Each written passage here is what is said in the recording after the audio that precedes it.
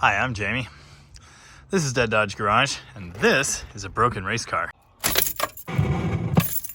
Aw, the key re-broke itself. Alright. Old Faithful. You know I lived like a month in the cab of this truck one week? Dang, it's all exploded. I was only gone a week and a half. In case you missed the memo, I drove this rig to, well, Nashville, Tennessee-ish for an old school match race against Uncle Tony with his drag racing A-body slag hammer. And that kind of ended in a predictable way with my car broken and pulled back on the ramp truck with the winch. That was 4.5 days ago. After that, I got in this truck and just drove. Not nonstop, but I drove a lot. Anyway, I'm finally back home. I got in at 11:15 last night. I slept 6 hours, and I'm exhausted. Everyone and their mother really wants to know what happened to this thing. And that includes me, although I have a pretty good guess. So I'm going to roll it off the ramp truck, push it into the bay, get it up on the lift, take the rear end apart, and then we will all learn together. And while I'm doing that, you can bet I'm going to address some of the comments I've been getting. Surprise, surprise, there have been a lot. Ah, my shop. It's been so long since I was in here. Smells the same, and there's a horrible mess. Oh, my charger. Not that charger, the good one. It's broken too. That's another upcoming video. Leftover road snacks. I'm procrastinating on doing actual work by cleaning out the truck. Decided to finally clean the glove box, which I haven't done since I bought it. Would have been a great thing to do before the trip, but anyway, I found a wristband for Mission Raceway Park. As I mentioned in the road trip video, this truck used to belong to Dave Wren, a well-known Pacific Northwest Mopar drag racer. And there's some evidence to the truck's credentials. It's been some places and done some stuff. Well, it's quite some time later. The sun's out and I'm sweating. There's been much procrastination, but it's finally time to get the demon on the ground. Easy. Easy. Nice.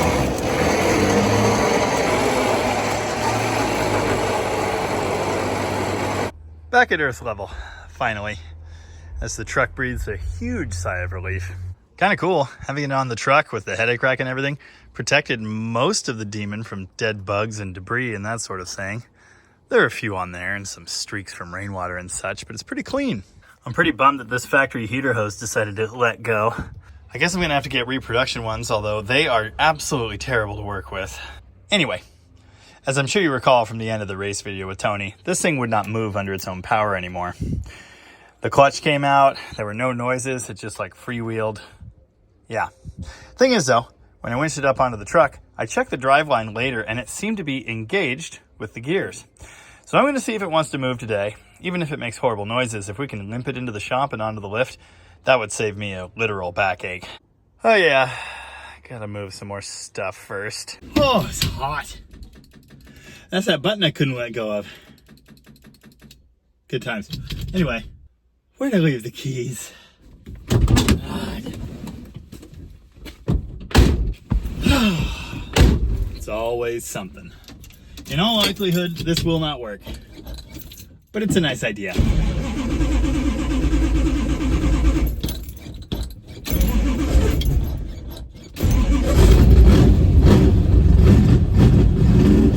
Oh yeah.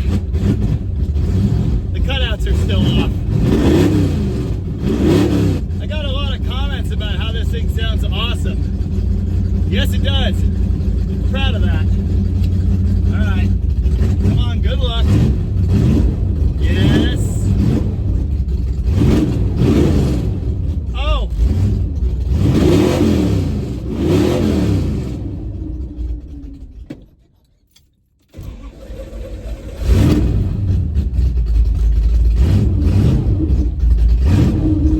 Okay. I think it exploded a spider gear. You hear that back there? It's able to move through the clutch because the clutch for the sure grip is kind of sort of good.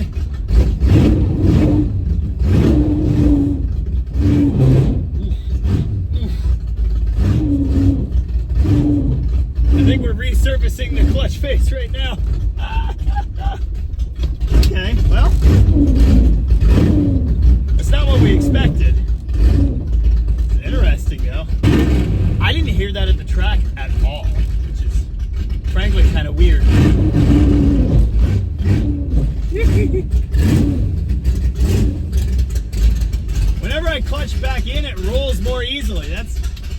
kind of odd. Okay. While we're here, I want to talk about times. The best I managed with this thing on Friday was my first pass, where it bogged to an insane degree. 0.07 reaction time. Yeah, that's terrible. What was this one? Oh, way worse. Yeah, I don't want to talk about that one. Anyway, 252 60 foot. It's like all bog. Just crazy. 8th mile, 9.04 at 85.36 miles an hour. Basically, that mile an hour number tells us that this car is capable of way, way faster. And by way faster, I mean a low to mid 8-second pass. The second one was terrible. 238 60 foot time. See, less horrible bog, but I was still holding the button. Yeah. 82.27 miles an hour. Slower, because I also missed third gear. Yeah. And 910. Like, everything possible went bad on that pass, and it was still faster than my previous fastest pass, which was 2 years ago with the 340. Once I put the 360 in, traction didn't exist anymore, so that was a problem. Anyway, the point is, if I could get this thing out of the hole, those numbers tell me I would have been really, really close to Tony. I wouldn't have beat him, but it would have been really close. Thought about this some more. Might have broken an axle shaft. That might make more sense. Again, the gears all seem to be like together and doing their thing. And it's slipping through the clutch, just barely moving. So either spider gear or axle shaft. Let's get in there and find out. So I've been told if it's an axle shaft, you know, semi-floating axle, so the wheel should dance all around. Maybe like that, you know, possibly that kind of thing's going on there. And very obviously that wheel's not attached to anything inside the diff. Okay.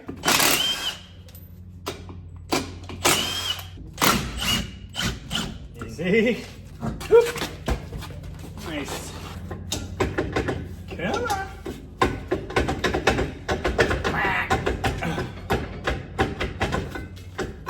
Oh. Did you know the drums on these 8 3/4 equipped A-bodies are special? See the skirt? It should only be found on these things. Yeah, there's just nothing good going on in there.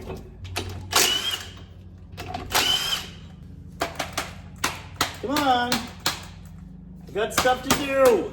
Thank you. Uh-huh. Uh-huh. Uh-huh. Someone went ahead and did the spline delete, so there you go. The good news, of course, is the other chunk's stuck in there. We're gonna find out right now if I'm gonna have a good day or not so good day. Good day. Look at the twist. Can you see that? Oh yeah. Yeah, someone broke that, but good. This is awesome. I'm still excited. I don't know how to explain that. Well, here we're looking at the offending article, the tip. Note, the splines are twisted. Yeah, that's what happens. It's like exactly what happens. Not ideal. I suspect this thing was probably not in the greatest of shape when I started. Also, I need to pull the right side one and check it, but anyway, admire the pattern there. Now, this is really interesting. It might be easier to see on the axle here. You can see the outside area there is like smooth and pretty. Maybe, yeah, 1/4 inch deep, I suppose. And then it's all gnarly. I think that's because these axle shafts are hardened, and that's as deep as the hardening goes, the heat treating or whatever. Dale told me he had twisted axle shafts in the past. I don't know if he ever broke any, but I do know the car came with spares, so this is a problem I can fix. I pulled out the passenger side axle shaft. It looks fine. There might be a teeny tiny bit of twist to those splines, but nothing horrible. Now where this shaft broke is the place it would break. It's the skinniest part of the axle. It's right below the splines, which it stands to reason take the most amount of stress here. Now I consulted Uncle Tony. He said breaking shafts like this in an 8 3/4 is like unheard of. I think it's a pretty impressive feat. I feel like I should mention at this point that I almost brought extra axle shafts with me. The thing is though, I really didn't have time to fix this. I left that race, drove 13 and a half hours overnight, plus a 2-hour nap, up to Mopar's in the Park in Minnesota.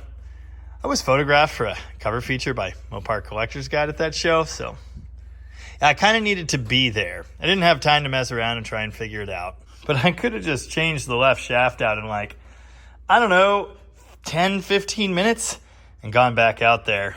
So that's what happened. Now the important question, why? Well, in one word, slicks. I've had multiple parties inform me that this is too much tire for this combination. I'm strongly inclined to disagree, because that's like a ridiculous thing to say, but they might be right in one aspect. This is a 28-inch tall slick. It's paired with a 411 gear. Now a more aggressive gear like a 489 would probably be a better match for this.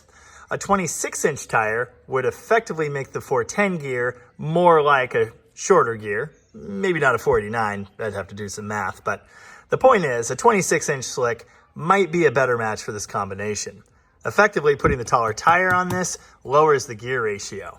I almost cleaned up and reinstalled the old 489s that were in the car when Dale was running it. And I probably should have done that, but bench racing with Joe while I was still here, before I loaded the car up, we decided the 410 was probably a good choice. My main reasoning for that is the fact that this 360 is probably not going to rev happily to 6,500 RPM. The heads and the small valves are going to be too restrictive to make a real party happen upstairs. Now, of course, this camshaft removes some of the low-end grunt that it should be able to make, moving the happy rev range upward, but I feel like the head and the valve is a restricting factor. I figured by leaving the 410 gear, we'd be keeping this engine in its happier range. The fact of the matter is, the camshaft in this engine is way too big. It's just ridiculous, and it's taking away a lot of the low-end grunt that the 360 should be able to produce. It ends up with an engine that makes a good bit of power in like the middle of the range, but not a whole lot at the bottom, and not a whole lot at the top due to the cylinder head situation. Because of that combination, essentially we had all kinds of traction. The tires didn't really want to spin that readily. They were spinning, at least during testing with Mopar Joe, but at the race, they really weren't. It was just kind of sticking to the ground and bogging like crazy. Now there's another part of that, and I'll tell you what that is. This is my tire pressure gauge and fill valve hose thingy, which has seen better days. This is what I brought with me to the race so I could check my tire pressures. Notice the lowest reading on the indicator there, 10 PSI. When I got to Etheridge, I had to drop the pressure in the tires. You see, we'd aired them up at Joe's house because with 12 or 13 pounds in them, they were so flat, the car was really, really close to the deck, especially once I stacked all the other wheels in the trunk. So we aired them up to 20. I had to air them down, and I tried to put them at that same 12 PSI. But I'm pretty sure my gauge, being that it only goes down to 10, is super inaccurate there at the bottom of the scale. And when I reviewed the footage of my launches, you could see this rim was shoving the tire so hard, it was almost hitting the ground. So I think I actually had the tire pressure like in the single digits, maybe deep in the single digits. If I had been able to review that footage at the track and zoom in and slow it down, you know, or if I had someone watching to tell me that, I would have known to put air in the tires. But I didn't. I didn't see that until after the fact, at which point it was obvious. In testing with Joe, he put these things at 12 PSI, and after a burnout, they grew to 13.5 PSI. As you can see in the test hits with Joe, the combination worked really well. It would give a little spin and take off. When I got to Etheridge, making test hits before I raced Tony, they didn't spin. They did, but not as readily. So again, it bogged like crazy out of the hole. Remember, this is a 4-speed car. There's no torque converter to slip and help you take off from the line. You have to do that with your clutch foot and your back tires. Those are the only places slippage can happen. Many people noticed in my run videos that I was not slipping the clutch at all. I was sidestepping it or dumping the clutch. I know that's not what I should have been doing. There's a lot to think about when you're learning how to race a 4-speed car. Mistakes were made. I meant to slip the clutch, but when I got to the line, I wasn't thinking about it, and I was just dumping it. No slippage, and a lot of shock to all of the drivetrain components. This is also a super aggressive ceramic button center force clutch, so it's not like it wants to slip. It wants to grab and get out of the hole. If I had left this horrible disintegrating clutch in there, it probably would have done the right thing. Or slipped to the moon. Either way. Now, Tony told me he's seen axle shaft breakage like this in the case of a partial burnout, where one wheel is not spinning as it should be. One commenter told me that they heard chattering from the rear end during my burnout. I didn't hear it. I've reviewed the footage. I still didn't notice it at all. I can tell you that I've reviewed the footage of that third burnout that Art got, and I did not see the left tire stop, slow down, anything. He was standing on the left side of the car, and you could plainly see that wheel was spinning just as it should be. There were two nice matching black marks under the car when it rolled out. Now, it's absolutely possible that this thing was already on its way out, and I just sent it the rest of the way home right then. I'm pretty sure that's what happened. I'm guessing it was twisted like this for a bit, and I found the weak point. The brake pattern is really interesting. I don't know if that's normal or not. If you've broken an axle shaft before, let me know if that looked pretty similar to what you saw, or if it was more of a clean break all the way through. This could be a material failure, but I really don't think so. I think it's abuse. Like most things in racing, it's kind of down to the loose nut behind the wheel. So, with the tire pressure low, it stuck to the ground even better, and it shocked the drivetrain components even more as the whole axle was shoving itself into the ground. That's not a recipe for good stuff. That's a recipe for breakage. So that, I believe, is what happened. Too little pressure in the slicks, too much shock from the clutch, and the issue was exacerbated by the fact that I'm running a 410 gear with a 28-inch tall slick. 4-speed cars are hard on drivetrain components. That's just how it is. As the driver of the car, it's my job to control all of those stresses. It's my job to make sure I don't shock the crap out of the U-joints and the drive shaft and the gears themselves and the axle shafts. In this case, I didn't do that right. So that's what happened. I broke it. As I often do, I'm going to take some time now to respond to some comments I was seeing time and time again. As you may know, I read all of them. I feel like that's an important thing to do. Number one comment, as always with this car, put a 727 in it. It'll be way better and faster and easier to drive. No! I'm not gonna do that. I'm gonna explain this to you one more time, and I hope it makes sense. I don't want to race an automatic. I want to do this. I want to figure out how to race with this somewhat successfully. If I could at least get a good representative time out of this car, I would be happy. The 4-speed is fun. It's challenging. I rode with Just Mopar Joe in his Barracuda, and it was like he was going for a Sunday drive. You just pull up to the line, and then you go, and you click the transmission through the gears with one hand, and it's like easy. I don't want that. I want a challenge. And no offense, certainly not to Joe. That guy's an ace with insane reaction times. I mean, that's cool, but it's not what I want to do. It's not the kind of racing I want to do. I want to do something different, something a little challenging, something that no one does anymore. I understand there's a reason people don't run 4-speeds in drag cars. I get that, but that is where the fun is for me. That's where the challenge is. You should put a Dana 60 in it. You need a Dana 60 for drag racing. No, I don't. The 8 3/4 is fine. Yeah, I broke an axle shaft. Cool trick. These things will withstand a good bit of abuse, a surprising amount of abuse. Remember, this car did wheelies and ran 11s in 1973 with that axle. It's still good enough to do that today. Minor issues, notwithstanding. But again, knowing what I know now, I think that's avoidable-ish. There is an art to this. There is a challenge in it. And that is where I find the fun. That is what I want to do. And that is why my actual serious drag car, a different A-body that I'm putting together to do this full-time, as opposed to Dale's Demon, which I'm really not planning on actually racing. is going to have the same A-body 8 3/4 axle and the same small bolt axle shafts and the same 4-speed, not that one, it's a different one, but a 4-speed, and the same slicks, maybe 26s later, but slicks nonetheless. I've said it before, but I'll say it again. I'll never be the fastest. I don't want to be the fastest. I want to get good at this. And that is why I'm doing this. That is why I'm drag racing. I want to get good at this. And then you can call me Mr. 4-Speed, like people keep doing sarcastically. I am going to put together a car with a big block and an automatic, and it may well find its way to a drag strip someday, although that's not why I'm putting it together. With these A-bodies, I want the 4-speed. It's what I want out of it the most. I want to see that be successful. And again, my idea of successful with this is just a representative time. A fair, clean, decent launch and a good pass with an 1/8 mile time that calculates out roughly to the low 12s, high 11s that this thing was running in the 1/4 mile in the 70s. That's all I want out of it. And if I can iron out just a couple little things, we're gonna get there. Another comment I saw several times.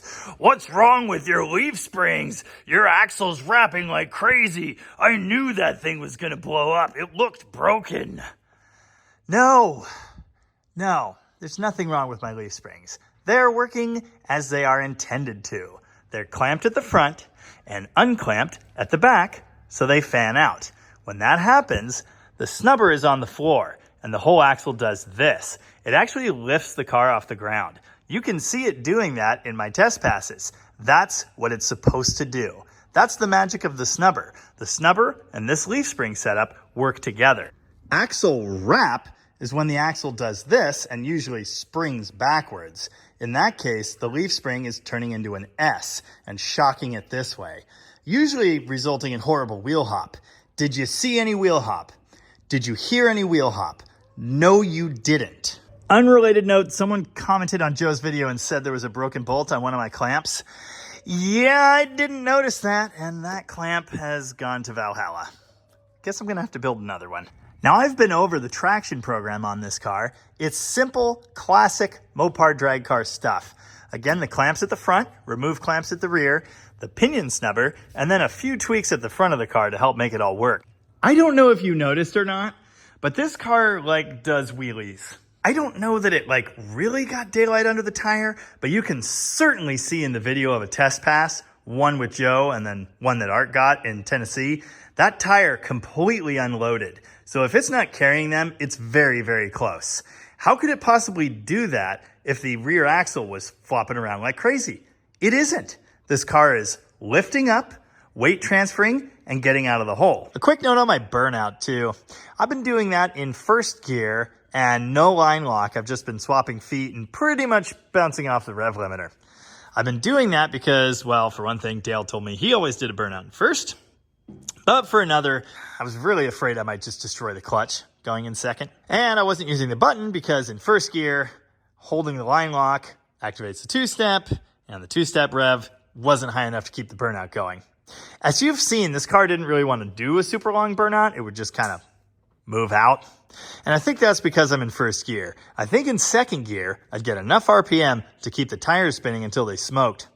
Of course, if they smoke and get hotter and stickier, then I'll have more traction. And I don't actually know at this point if that's really going to help me, but more on that later.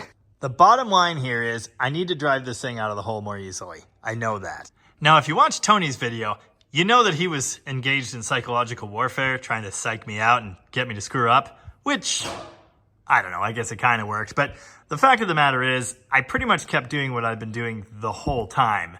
I was launching on the button, so I wasn't changing my leave RPM. I did raise it when I got to Nashville to 4,400 RPM. That was probably a mistake. I should have left it at 4, which is where it was when I was testing with Joe. I don't know, maybe Tony goaded me into dumping the clutch harder than I would have, but like I said, I just kind of did the same thing all 3 of those passes, and I was finally rewarded for that on the 3rd one. The last comment I saw again and again that I want to cover real quick. Why didn't Tony just give you the parts to fix it? A real racer helps another racer.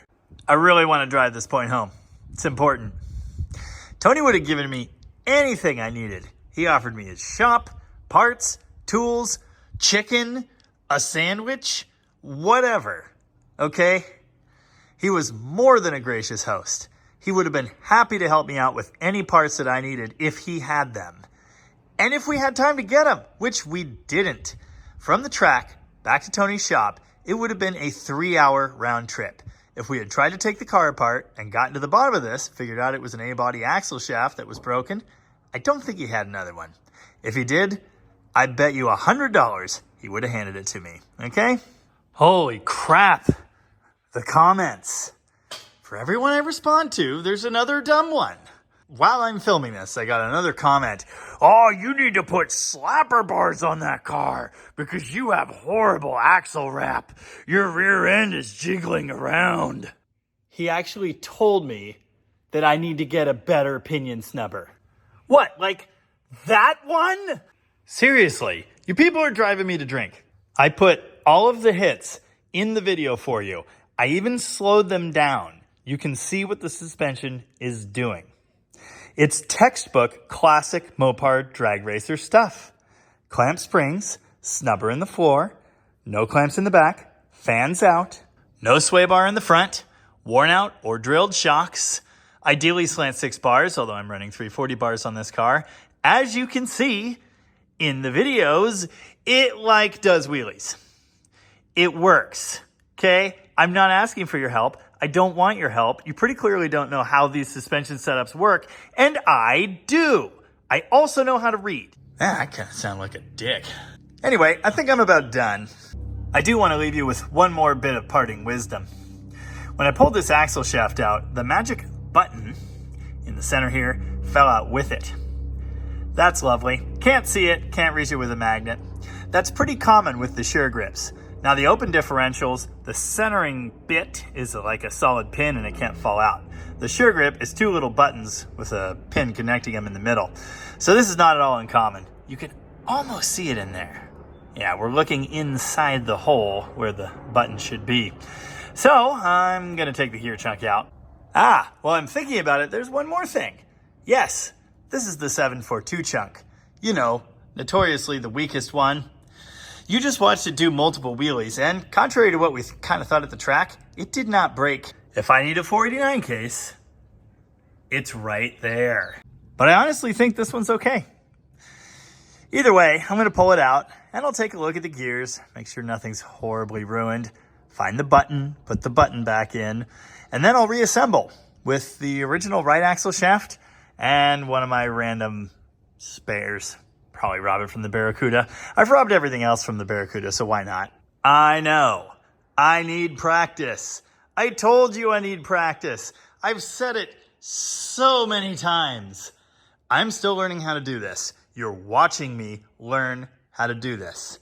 I appreciate the actually valuable, not stupid comments and, little tips.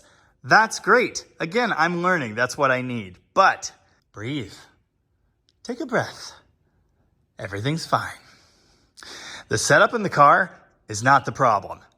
I'm the problem. And I'm going to practice. We'll get there. I've heard from many commenters that understand and appreciate what I'm doing here. They like seeing the ups and downs. They like hearing, hey, I screwed up. That's what I'm doing here. This is a truthful accounting of a younger gentleman learning how to drag race with a 4-speed. And piecing things together. If that's what you want to see, keep watching my videos. The next time you see this car, it'll be back at a local drag strip, and I'm looking forward to that. Remind me to bring spare axle shafts, and maybe an air pressure gauge that works. That would be good. It's back on the ground, and it's all fixed, and it's probably faster. Is there a chicken crossing the road?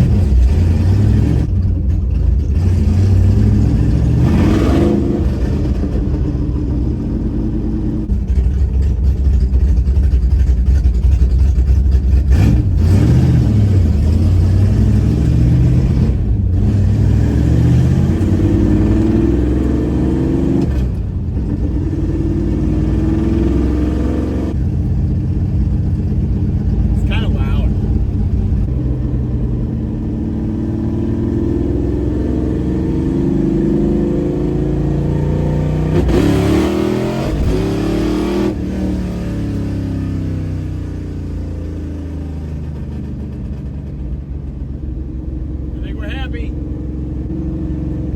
Kind of. Ouch. Yeah. Should have put the helmet on.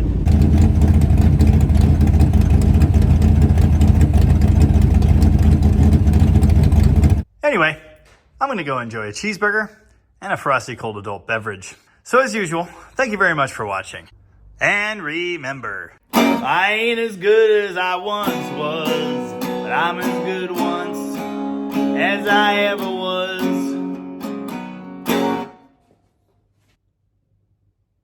Why are you still here? It's over. Go home.